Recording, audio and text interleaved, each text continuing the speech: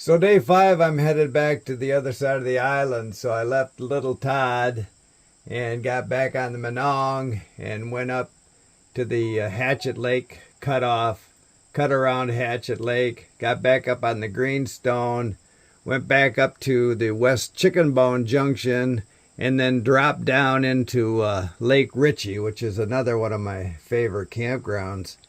Loons, 2 moose feeding in the lake all night long, trumpeter swans, just a beautiful, beautiful sight there. Good morning. Looks like it's going to be a beautiful day. First morning in a couple weeks I've had my gold puffy on when I woke up at 5:30 in the morning.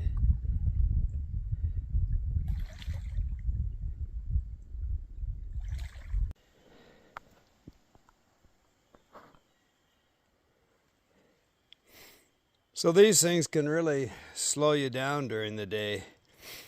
They're not prime yet, but the thimbleberries are out everywhere along the trail, and you're tempted to stop and eat a lot of them because they're really sweet, really good. Mostly a western species, but there's plenty of places in Michigan you can find them, and Isle Royale is like the mother lode.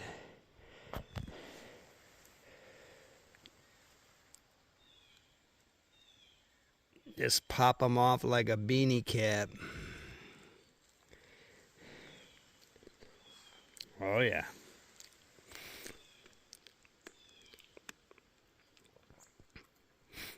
So the other nice thing about running into thimbleberries out here is there's no competition. You don't have to worry about bumping into a grizzly bear who wants to share the berry patch with you. And a lot of hikers don't even know what they are, so they're not eating them.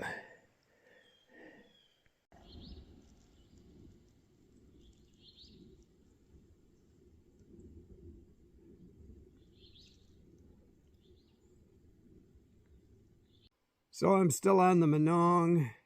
Just thought I'd stop here. There's the wetlands down here. I thought maybe something would stop by. Just ducked so far. I did hear sandhills I thought were coming in, but they just flew right by. Probably going over to Hatchet. I got to be pretty close to Hatchet Lake. But I thought I'd talk about the Monong this morning. It's really a great trail. What slows you down on the Monong, it is exposed in a lot of areas. You're just walking a rocky ridge, and there is some rock scrambling, but when you're on that ridge, it's slower than when you're on good tread like I'm on right now in the forest.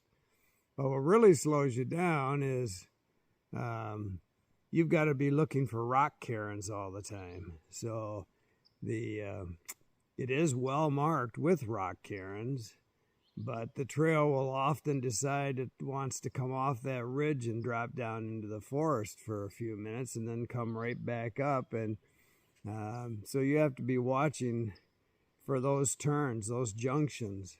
So if you run out of rock cairns, you've missed your turn, or you've come to a drop off and you know the trail doesn't go that way. Well, sometimes it does. So then you have to be looking for that too. It looks like an impossible drop off, and there'll be a set of little switchbacks going down and back up. So it's not, you're not going to make the time you make on the Greenstone on this trail, but a lot less traffic. Campgrounds over here are a whole lot less crowded. And so if you're looking for solitude, the Monong is the trail you want.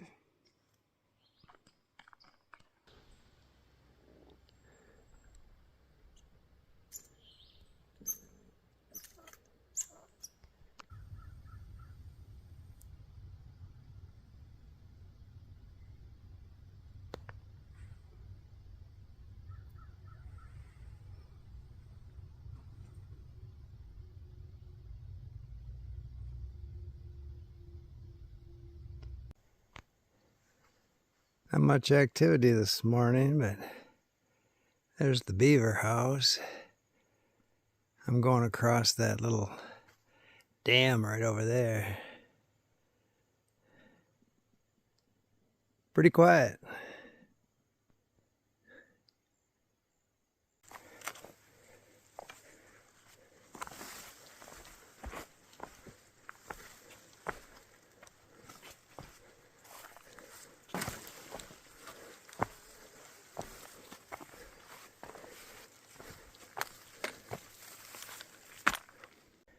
Okay, Hatchet Lake. I'm going up on the greenstone, so I'm going to give me some Hatchet Lake water.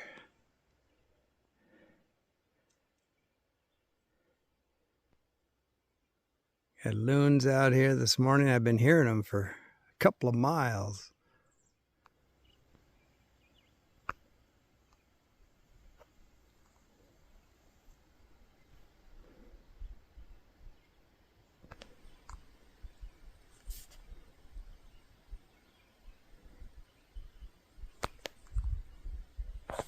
These are great little lakes on the island, and if you don't come out here for any other reason, come out here just to listen to the loons all night.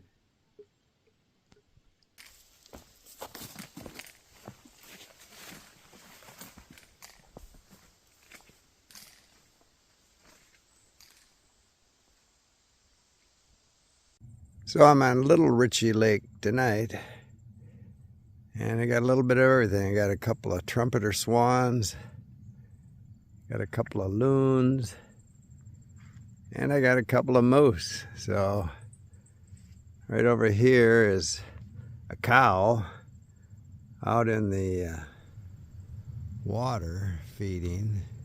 Just went under. And on the shoreline, it's a bull. See if I can pick them out here.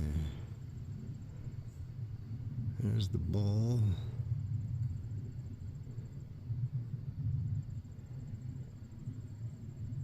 There's the cow.